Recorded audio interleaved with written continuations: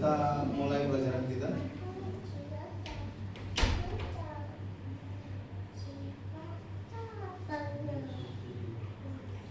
Sebentar sambil online juga dengan lewat YouTube, kita juga lewat Zoom dan juga kita yang sama-sama ikut belajar ya.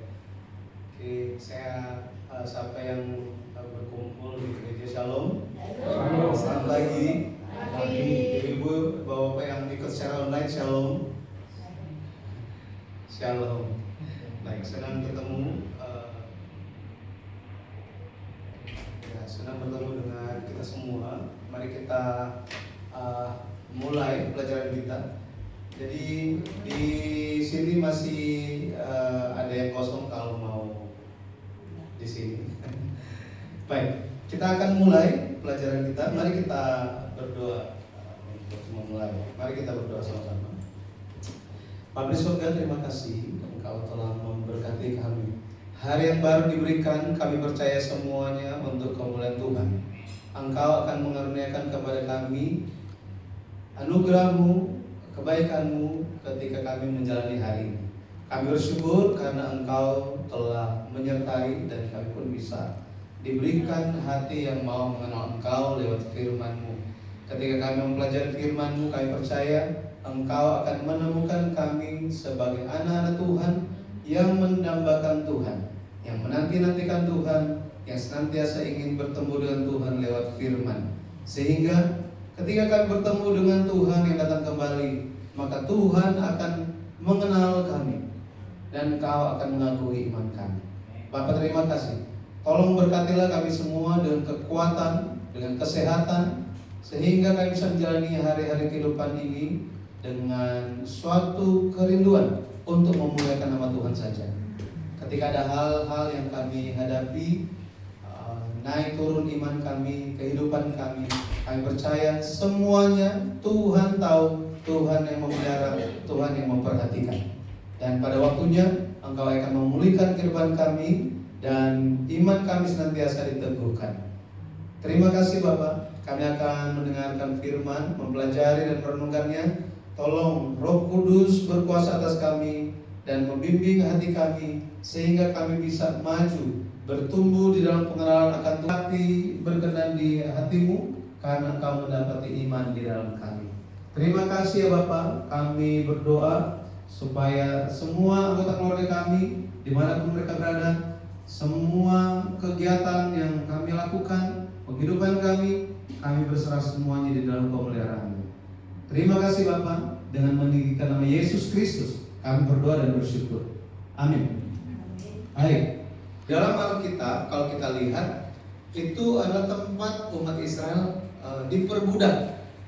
Saudara, bangsa Indonesia pernah dijajah ya.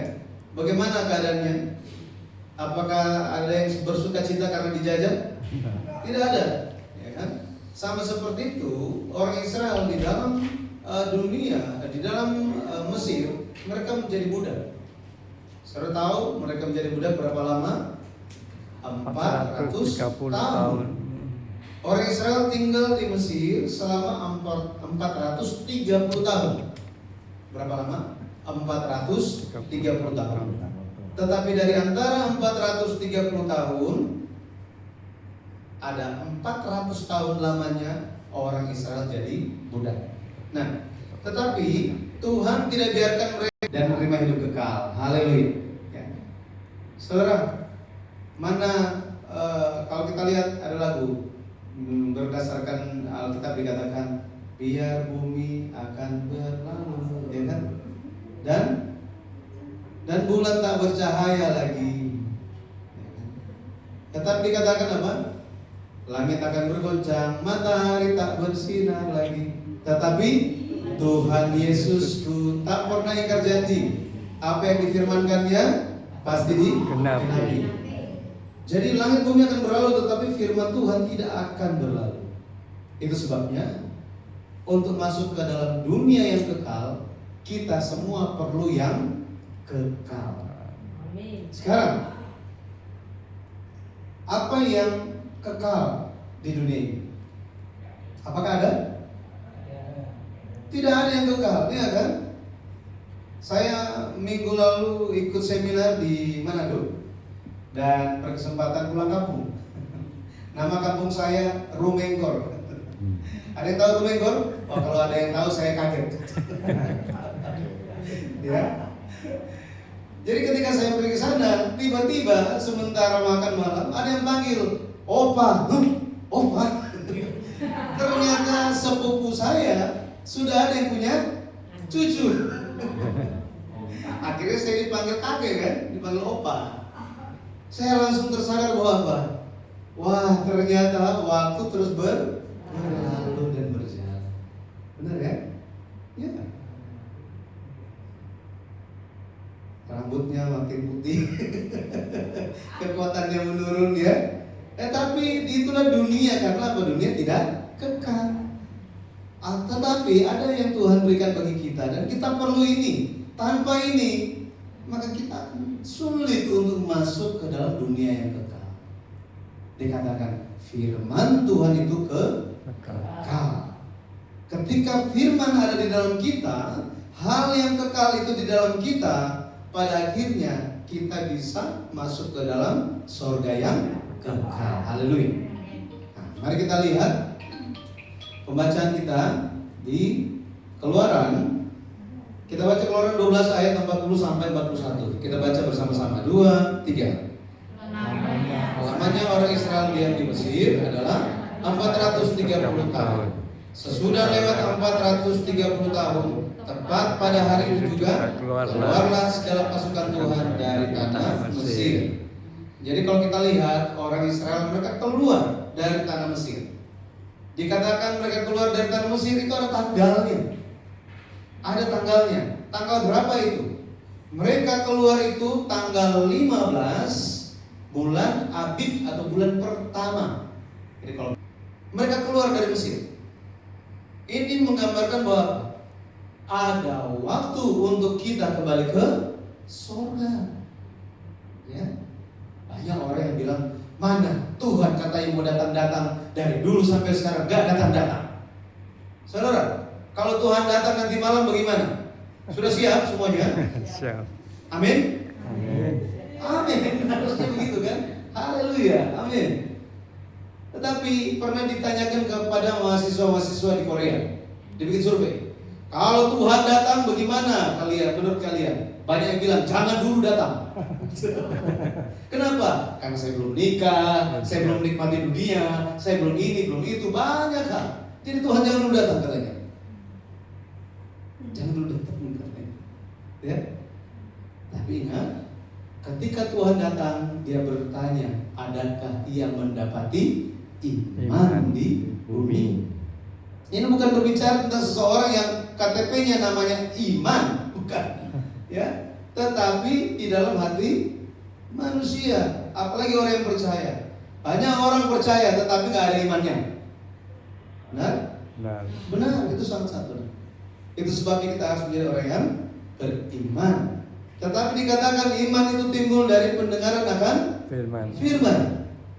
Jadi kalau misalnya seorang berkata, oh aku percaya Yesus sudah dibaptis, bahkan berkali-kali saya dibaptis, saya bekerja ini saya baptis, nggak suka saya pindah, baptis lagi. Jadi 5 gereja pindah 5 kali baptis. Jadi saya sangat percaya Tuhan. Ya, Yesus adalah penebus buat saya. Oh ya, firman Tuhan bagaimana? Oh kalau firman Tuhan nanti aja, biar buat pendeta aja. Apakah itu bukti? Dia ada bukti cintanya? Nggak ada, dusta itu. STH aja nggak ada. Ya, gimana mau menanggung kehidupan pernikahan, betul kan? Ya. Makanya, ya, dulu saya pernah dikasih tahu sebuah cerita begini. Sebelum menikah, pergi ke tempat makan misalnya, oh mau minum apa, mau jus apa? Oh jus ini, jus itu, mau minum jus apa? Gitu kan? Setelah menikah, Mas, teh tawar hangat. Teh tawar hangat. Ya, kasih bisa berubah, betul ya? Itu sebabnya kasih itu harus di dalam Tuhan. sehingga itu tidak berubah. Nah, orang Israel, kalau kita lihat mereka keluar dari Mesir bukan karena suatu kebetulan, bukan. Firman Tuhan berkata apa? Pada waktu yang Tuhan telah tentukan. Jadi Tuhan telah menentukan waktunya. Jadi saudara, milikilah iman bahwa apa? Ada waktu yang Tuhan tentukan bagi kita untuk kembali ke surga. Nah, di waktu itu ketika orang Israel keluar dari tanah Mesir, seperti apa kondisi orang Mesir? Orang Mesir itu baru saja kena berapa tulah? 10 tulah. Bayangkan, airnya menjadi darah, bau busuk di mana-mana, katak bangkainya di mana-mana. Dalam 20 hari, bangsa Mesir itu sampai mau makan pun tidak ada. Mau minum pun baunya ada bau busuk. Mau makan nggak ada. Ternak di ladang mati semuanya, semua hasil pertanian gagal panen. Belum lagi apa? Kena sakit penyakit semuanya. Dan ada kedukaan di setiap rumah. Jadi satu bangsa Mesir itu itu hancur total. Jadi orang Mesir mengalami apa? Kekalahan mutlak. Ada ketakutan, ada kengerian. Tetapi orang Mesir ada apa? Orang Israel ada apa? Bagi orang Israel ada kemenangan besar. Ada sukacita, ada semangat, ada keberanian. Luar biasa. Itu sebabnya kita perlu menjadi umat Tuhan yang senantiasa memuliakan namanya dan ikut Tuhan. Ikut Tuhan. Dikatakan kalau kita lihat di Kejadian 15 ayat 14, kemudian sesudah itu mereka akan keluar dengan membawa harta benda yang banyak katanya. Ya. Dan setelah ratusan tahun berlalu, di Keluaran 3, Keluaran pasal 11, di situ dinyatakan bahwa orang Israel keluar dari Mesir itu dengan membawa harta yang banyak. Harta yang banyak. Berapa banyak? Untuk menghitungnya, pendeta harus di pada murid. Ketika persembahan dikumpulkan, yang terkumpul total semuanya, kalau dibikin kurs dolar, itu yang terkumpul sejumlah 321 juta dolar. Wow. Sekarang dolar berapa ya? 15 ribu? 16 ya? Coba kali 300 juta dolar kali 16 ribu, jadi berapa banyak? Oh, udah pusing berhitungnya. Benar ya? Udah pusing. Kalkulator pun akhirnya nggak bisa. Kalkulator nggak cukup digitnya. Benar kan? Sangat melimpah kan? Jadi saudara, ketika kita meninggalkan dunia ini dan kembali ke dalam kerajaan surga, tidak ada kerugian bagi kita. Amin. Tidak ada kerugian. Banyak. Ya, saya juga menyaksikan, mungkin kita pernah saksikan juga. Orang tua ketika sebelum mereka meninggalkan dunia ini, yang ada kecemasan. Gara-gara apa? Aduh, nanti anak saya gimana? Nanti yang ini bagaimana? Nanti begini itu gimana? Aduh, banyak kepusingan kan? Banyak sekali kepusingan. Itu sebabnya kita harus senantiasa berserah kepada Tuhan. Tuhan yang akan urus semuanya. Amin. Tuhan akan urus semuanya. Jadi kita yang perlu bagi kita adalah iman untuk kita bisa maju menggenapi kehendak Tuhan. Nah, orang Israel kalau kita lihat mereka budak kan, tetapi ketika mereka keluar dari perbudakan, mereka bukan keluar itu seperti apa ya? Seperti pencuri, nggak ada kan? Langsung pecah kaki semuanya. Tetapi orang Israel mereka berbaris, ya, dengan gagah. Luar biasa. Ada keberanian, ada percaya diri. Jadi kalau kita lihat, karena di sana aspalnya dari emas. Apa gara-gara itu? Ya. Di sana katanya banyak batu, permata, berlian, semuanya luar biasa, ya kan?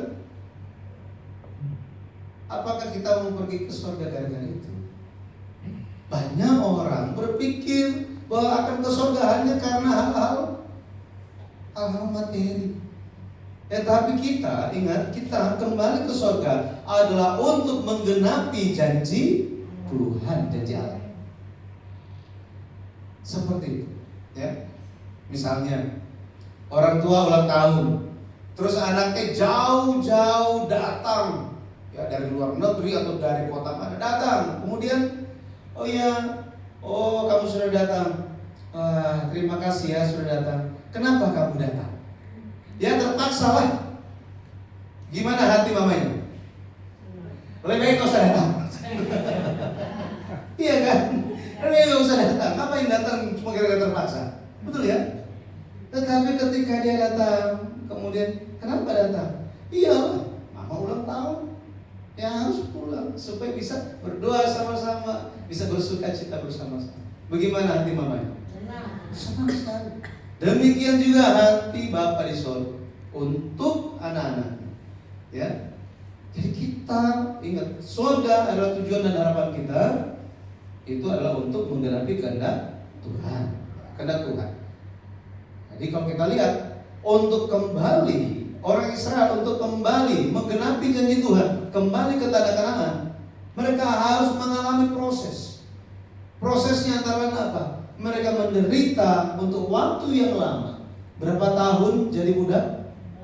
400 tahun. Jadi mereka tinggal di Mesir berapa lama? 430 tahun. Tetapi mereka jadi budak berapa? 400 tahun.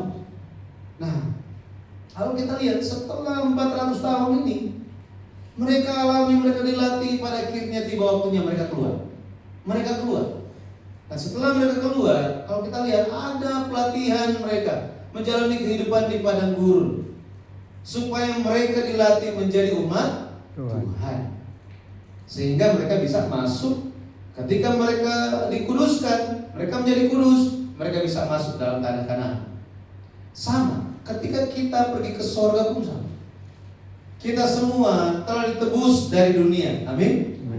Dalam nama Yesus kita percaya, dosa kita diampuni. Pada akhirnya kita menjalani kehidupan di gereja kan? Kehidupan bergereja. Ketika kehidupan bergereja, apakah aman-aman semuanya? Ada sakit hati, ada ketidakcocokan, iya kan? Tersandung gara-gara pendetanya, ada juga seperti itu. Ya. Kadang-kadang menyimpang. Domba, Bapak Ibu, domba dibandingkan dengan kambing, lebih pintar kambing. Domba itu dia kalau mudah teralihkan, ada sesuatu hal, sangat aja bagus. Jadi teralihkan dianya, itu domba.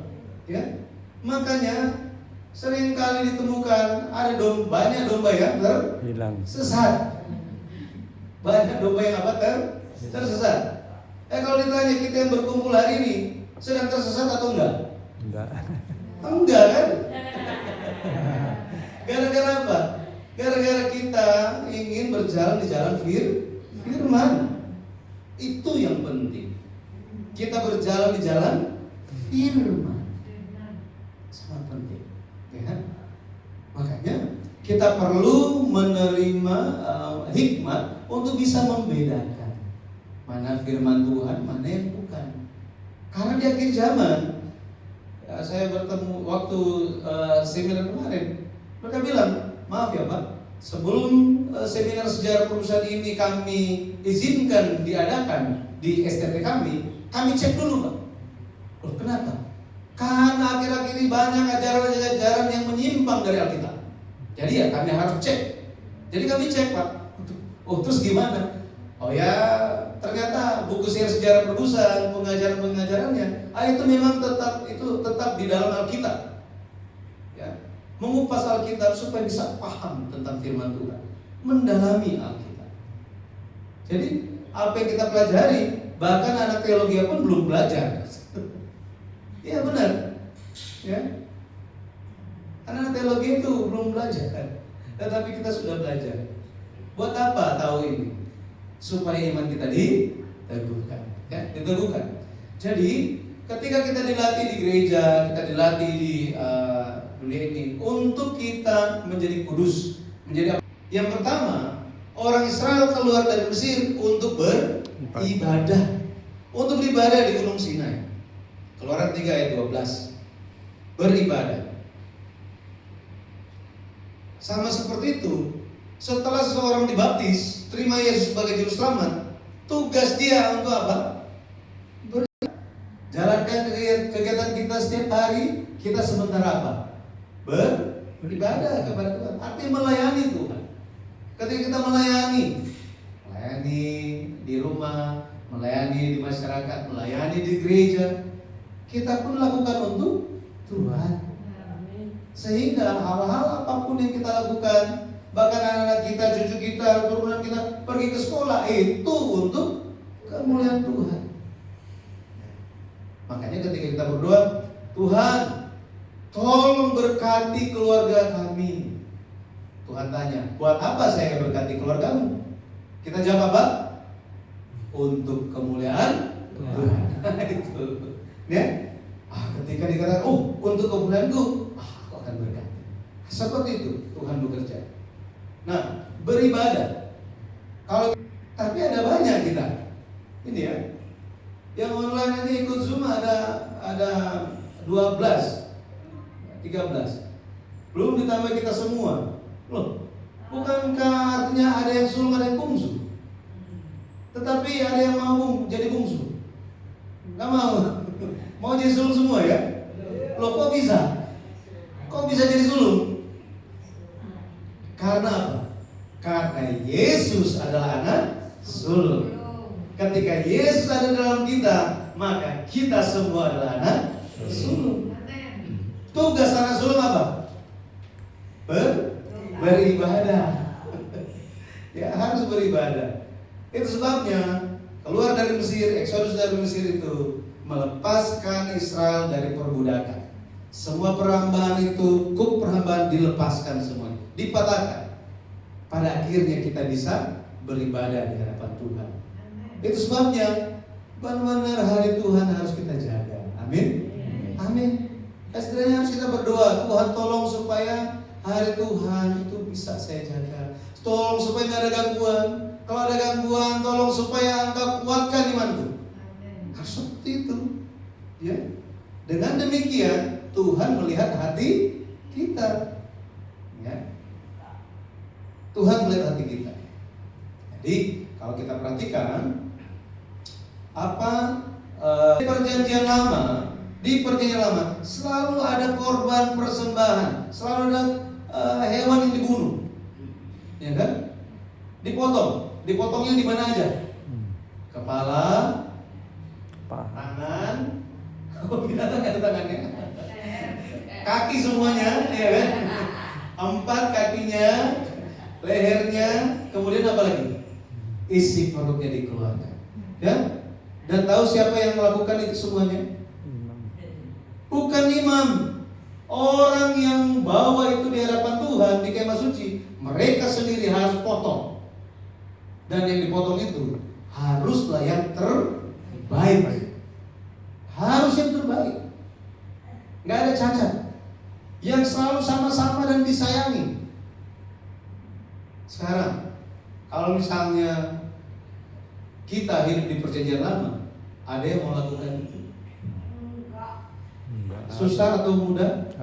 Susah sekali, ya kan? Untuk menyatakan bahwa apa? Menyelesaikan masalah dosa sangat susah. Kenapa? Karena hati juga ikut di dalamnya, kan? Bayangkan, ternak yang sudah dipelihara, ini yang terbaik dari antara semuanya. Setiap kali dipanggil dombanya, ini yang paling pertama kali datang. Waduh, gemuk, bagus sekali. Tiba-tiba apa? Harus dipersembahkan. Ketika kita mau potong, dombanya lihat kita, gimana perasaan kita? Nangis juga kita, kan? Pada akhirnya kita akan berpikir, kenapa aku harus berbuat dosa? Karena aku berbuat dosa, pada akhirnya yang sangat kukasihi ini harus dipersembahkan. Betul kan? Nah, jika perjanjian lama itu dilakukan, kenapa di perjanjian baru kita tidak lakukan lagi? Karena Yesus sudah menebus dosa kita, ya kan? sudah menebus dosa kita. Itu sebabnya pemberian korban persembahan di perjanjian lama semua tidak dilakukan lagi di perjanjian baru, karena Yesus sudah menggenapi. Amin. Haleluya. Bayangkan harga satu domba berapa? Ada 1 juta? 1,5. Lebih, 1,5. 2 juta? 3 juta? Jika setiap bulan berdosa 1 kali, akhirnya 1 bulan itu mesti keluar berapa juta? 3 juta. Itu kalau sendiri. Kalau misalnya satu anggota keluarga ada satu rumah ada 4 orang, berarti 4 kali berapa? Kali 3 udah berapa? 12 juta. Setiap bulan melakukan dosa. Jadi 1 tahun berapa? Banyak kan? Coba setiap kali kita melakukan dosa, sebelum kita lakukan dosa, pikir lagi, aduh berapa ratus juta ini. Iya kan? Makanya dosa itu sangat berat. Tetapi Yesus selesaikan bagi kita. Amin. Puji Tuhan mengenai hal itu. Nah, berarti buat apa sekarang kita pergi ke gereja dan kasih berbagai macam persembahan? Betul kan? Buat apa? Untuk bersyukur. Untuk bersyukur. Sama seperti tadi, ya kan? I love you. Habis I love you terus apa? Ya, nggak ada buktinya, betul kan? Bukti kita, ya kalau macam-macam persembahan di dalam ada namanya persembahan syukur. Arti kita bersyukur di hadapan Tuhan. Amin. Kita bersyukur, ya kan? Bersyukur di hadapan Tuhan. Ada persepuluhan. Ya. Persepuluhan itu apa sih? Itu merupakan bukti bahwa apa? Kita diberkati. Itu persepuluhan. Memang banyak pandangan mengenai itu, tetapi kalau kita lihat Alkitab, apa adanya seperti itu. Ada yang menyalahgunakan juga pendeta-pendeta hamba Tuhan, ada juga yang begitu. Ya, tetapi ketika melaksanakan semua persembahan harus melaksanakannya dengan iman. Tanpa iman ditolak oleh Tuhan. Seperti itu. Tetapi ingat, kunci yang menyelesaikan semua permasalahan kita itu adalah apa? Syukur. Ya, jadi harus bersyukur. Kemudian apa yang perlu digenapi oleh orang Israel? Perayaan itu berbicara mengenai bahasa Ibrani adalah Hagag. Ya, Hagag. Artinya apa? Bersukacita, menari-nari, memperingati, berputar-putar atau siklus. Artinya apa? Rutin dilakukan. Rutin dilakukan. Keluaran 12 ayatnya yang kedua. Jadi ada hari raya yang diajarkan. Secara khususnya ada 2 yang diperkenalkan waktu Exodus. Itu adalah apa? Paskah. Hari raya apa? Paskah. Kemudian ada namanya hari raya roti tidak beragi. Nah, nanti dalam kesempatan berikut kita akan bahas mengenai hal ini. Ya, roti tidak beragi. Ini bersiklus secara terus menerus. Jadi kalau kita lihat, pada akhirnya Allah ingin menuntun Israel dan keluar dari tanah Mesir supaya mereka bisa masuk ke tanah Kanaan. Allah ingin berikan tanah Kanaan. Ketika kita keluar dari dunia yang jatuh dosa ini, Allah ingin berikan kita sorga. Kalau kita lihat di dalam tanah Kanaan, ada berkat yang hendak diberikan kepada kita.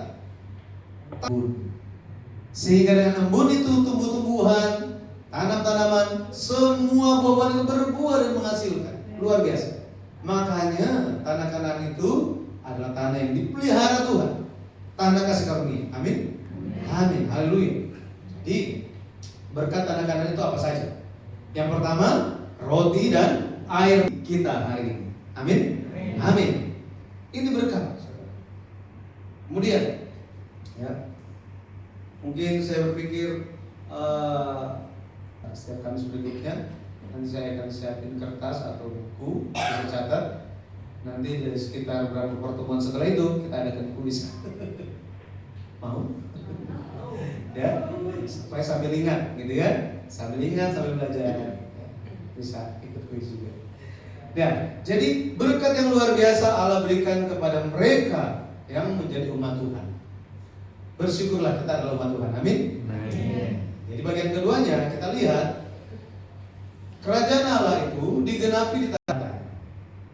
Nah, sekarang sementara heboh di dunia mengenai pengakuan satu bangsa kan? Ya, satu bangsa. Ya kan? Sementara tetapi sudah diputuskan kemarin. Ya. Sudah diputuskan oleh PBB. Tetapi tanahnya enggak ada.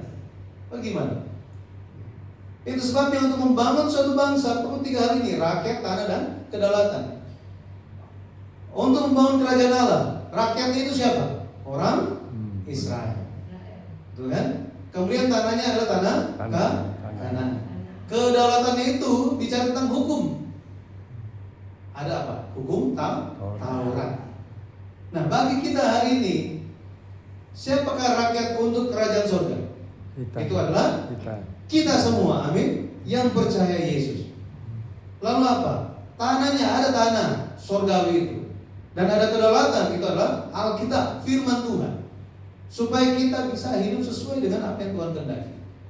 Nah, rakyat, ya, kalau kita lihat umat Israel dari 70 perjanjian, artinya firman perjanjian itu harus mereka ketahui. Sekarang, jika kita adalah umat mirip kan? Nah sekarang, Tuhan sifatnya seperti apa? Iya kan? Tuhan itu sifatnya seperti apa?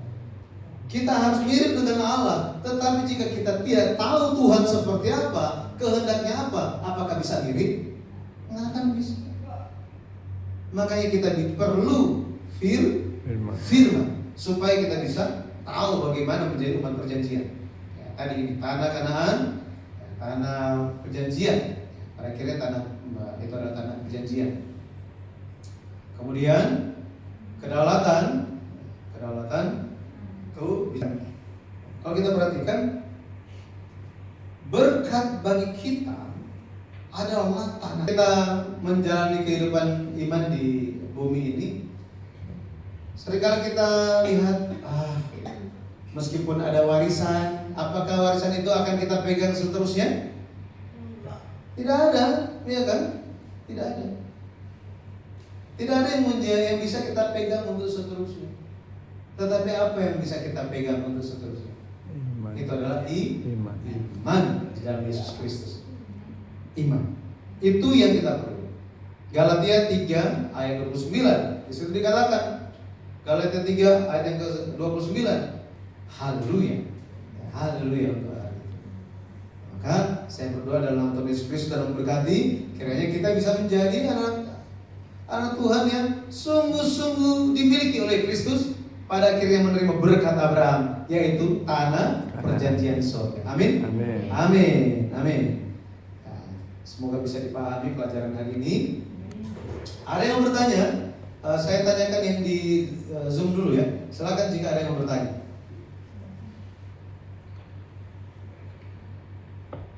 Silakan.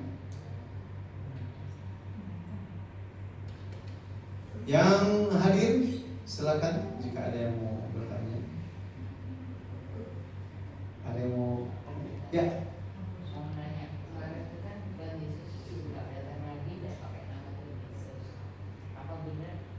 Dia itu datang tapi sebagai penyataan juga. Ya. Jadi Tuhan berbicara mengenai Tuhan yang akan datang kembali. Kitab Wahyu katakan bahwa Dia akan datang dengan nama yang baru. Kita Wahyu sendiri bilang namanya yang baru. Kalau di dalam Alkitab seseorang diberikan nama itu juga berbicara tentang apa yang akan dia lakukan. Yesus, arti nama Yesus, Matius 1 ayat 21, Dia yang akan menyelamatkan umatnya dari dosa. Pakai Yesus genapi arti namanya? Ya, Yesus menyelamatkan umatnya dari dosa. Lewat apa? Mati di atas kayu salib. Tetapi dikatakan bahwa ketika Dia datang kembali, tidak ada hubungannya dengan dosa. Tuhan akan datang kembali untuk orang yang menantikan Dia. Untuk siapa? Orang yang menantikan Dia, orang yang percaya Tuhan. Tuhan tidak akan datang bagi yang berdosa. Itu sebabnya kita harus berusaha menjadi benar, orang yang benar, orang yang ada firman. Ya? Pada akhirnya Tuhan akan datang sebagai Allah yang menghakimi, dan Dia menghakimi dengan adil. Ya, ada lagi? Tidak ada? Silakan.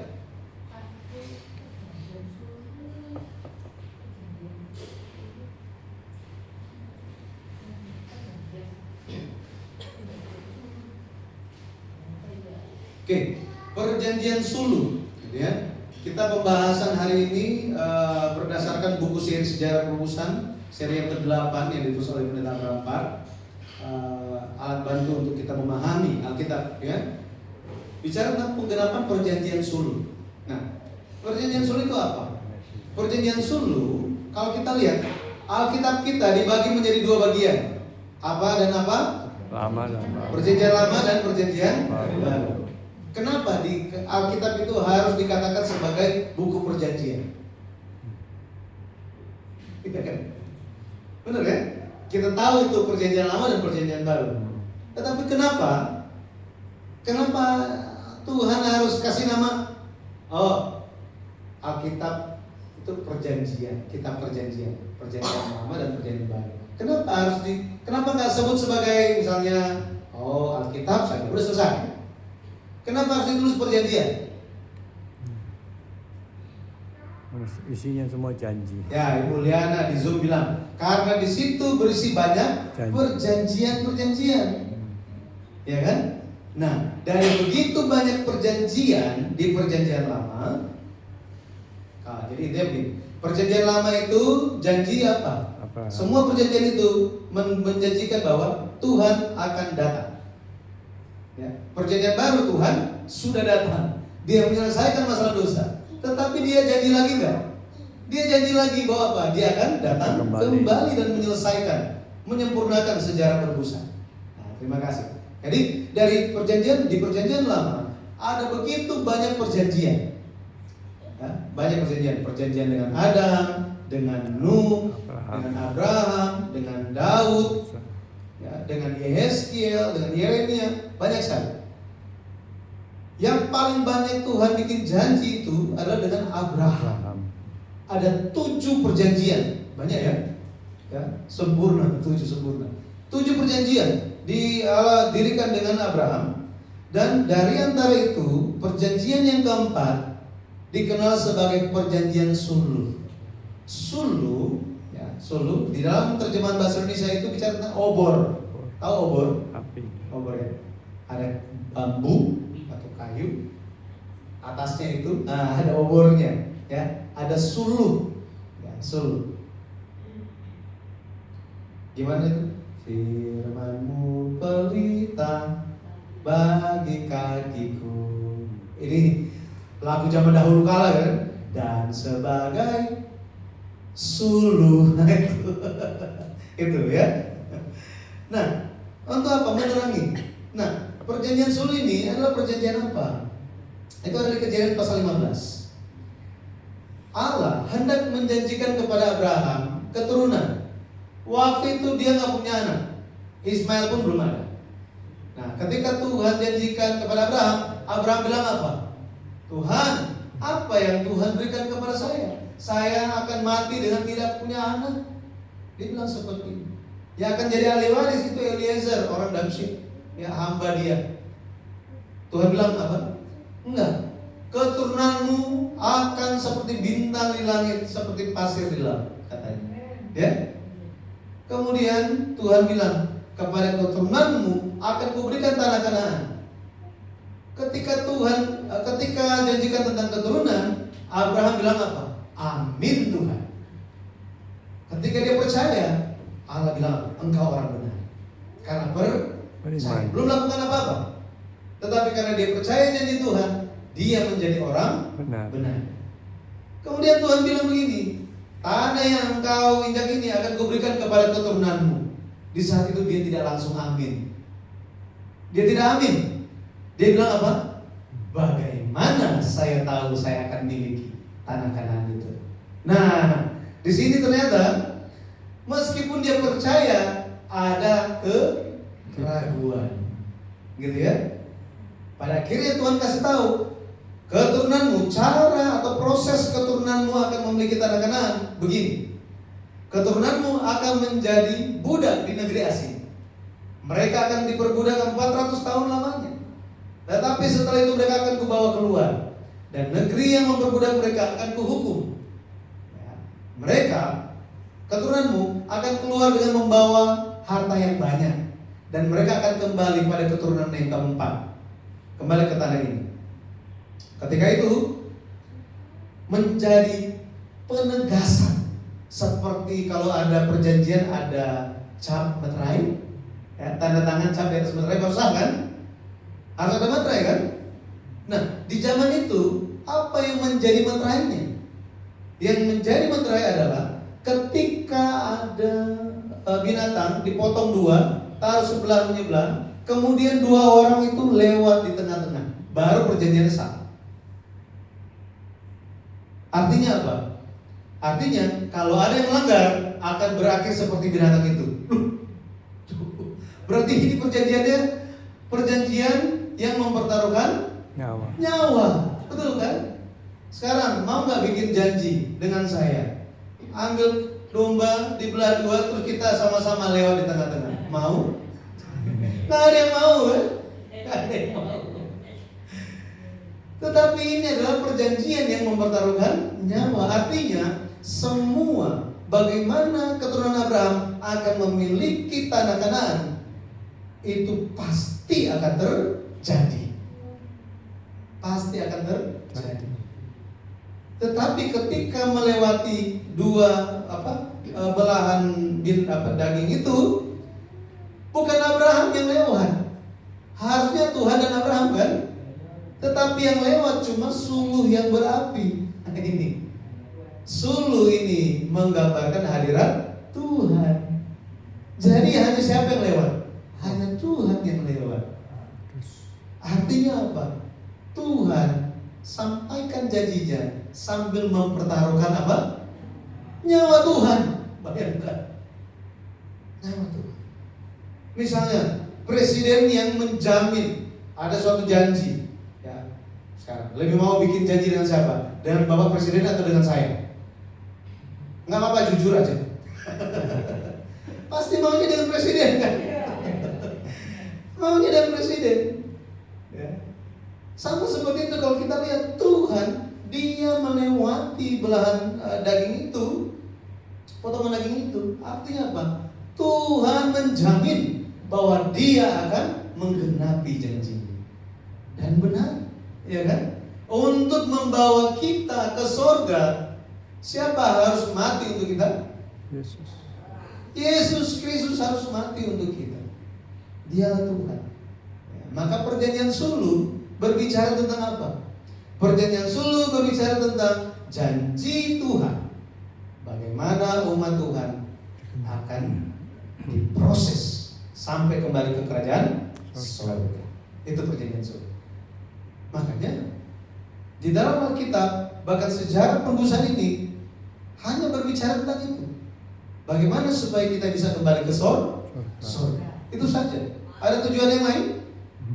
Nggak ada tujuan yang lain. Kita nggak ada tujuan yang lain. Pasti kita tujuannya ke surga. Ya. Haleluya.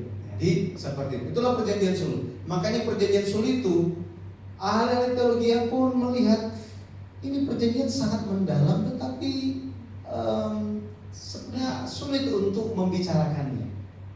Nah, tapi pendeta senior Abraham itu menjelaskan bagi kita semua supaya iman kita diteguhkan.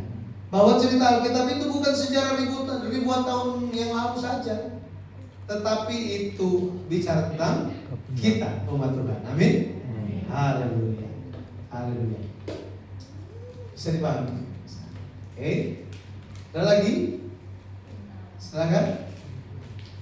Tidak ada? Ya. Kenapa itu?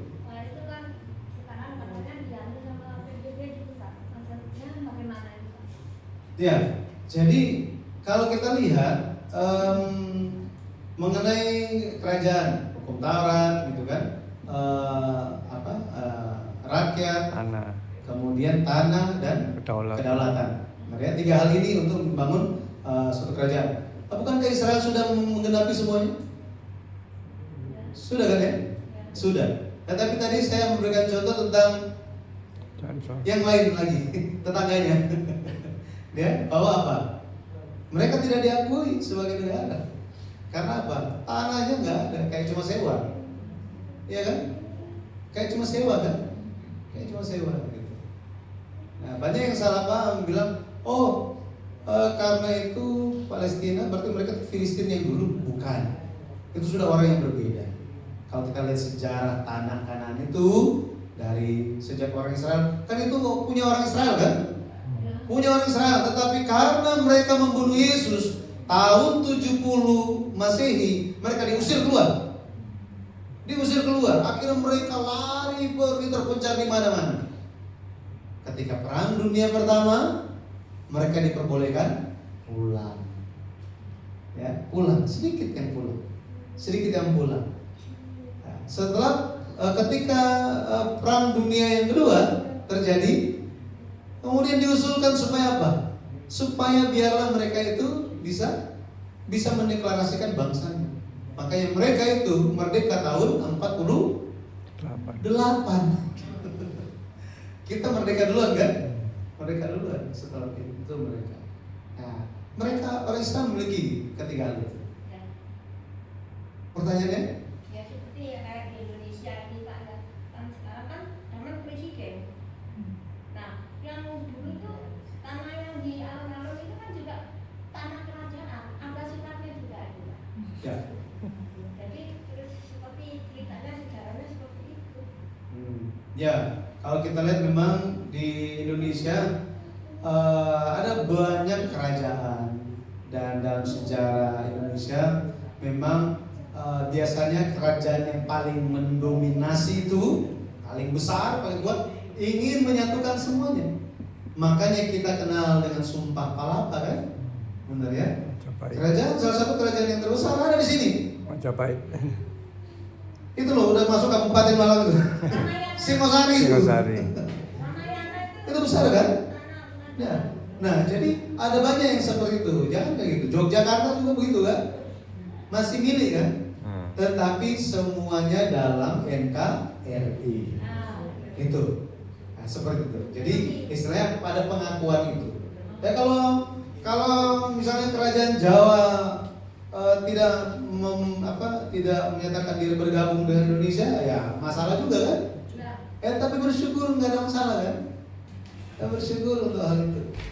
Ya makanya kita harus melihat suatu hal yang berharga ketika kita meskipun berbeda-beda kita tetap satu. Benar ya? Kerajaan Allah itu apa? Ya, kerajaan Allah itu kalau kita lihat, Yesus sendiri adalah kerajaan Allah itu sendiri. Yesus Kristus itu sendiri. Tapi kerajaan Allah juga itu berbicara mengenai tempat di mana yang Tuhan telah sediakan untuk kita. Itu kerajaan Allah. Tapi kerajaan Allah juga berbicara mengenai hal-hal rohani. Damai sejahtera itu harus ada di dalam hati. Kenapa?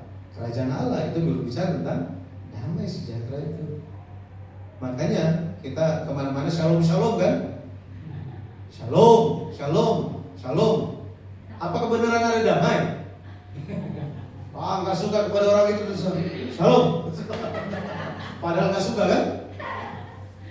Bu, itu apakah kita lakukan dengan jujur atau gara-gara kewajiban, gara-gara ada di gereja? Benar kan?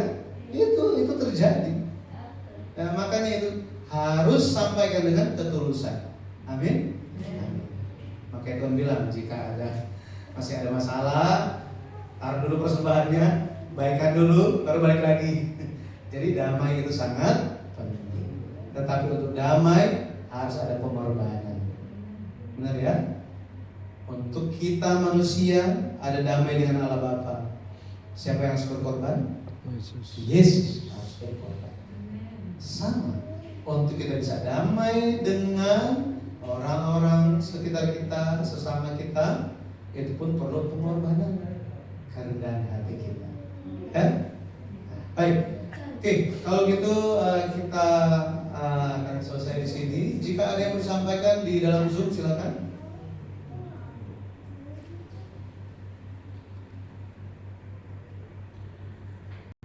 Oke, kita akan bertemu lagi Kamis depan di waktu dan jam yang sama. Kita akan kumpul yang di Malang ini, saya tetap di GPBSI Malang di YouTube. Itu kalau ketik GPBSI Malang, nah itu tetap akan ada live-nya, gitu ya. Tetap ada live dan rekamannya, sehingga ibu juga bisa mengikutinya yang di Zoom supaya tidak ketinggalan. Terima kasih. Baik, mari kita tutup dengan doa Bapa kami bersama-sama. Bapa kami yang di surga, dikuduskanlah namamu, datanglah kerajaanmu, jadilah dulu seperti di surga. Berikan kami pada hari ini makanan kami yang secukupnya, dan ampunlah kami akan kesalahan kami, seperti kami juga mengampuni orang yang bersalah kepada kami. Dan janganlah bawa kami ke dalam pencobaan, tetapi lepaskanlah kami daripada yang jahat. Karena Engkau yang punya kerajaan, kuasa dan kemuliaan sampai selama-lamanya. Amin. Terima kasih Tuhan memberkati. Sampai Tuhan. Terima kasih yang sudah ikut Zoom. Tuhan berkati. Sampai ketemu lagi.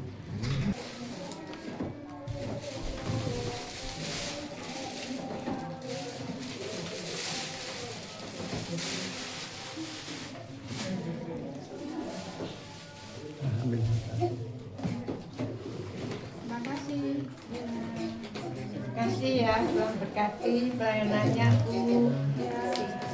Aduh Tuhan Yesus tolong. Kasih ya.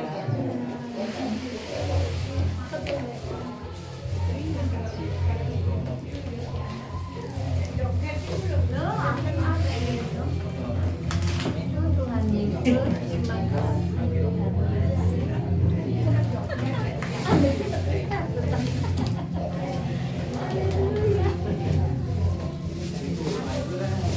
Rasanya gue rasa. Jangan apa-apa. Juga dari sana. Kasih ya.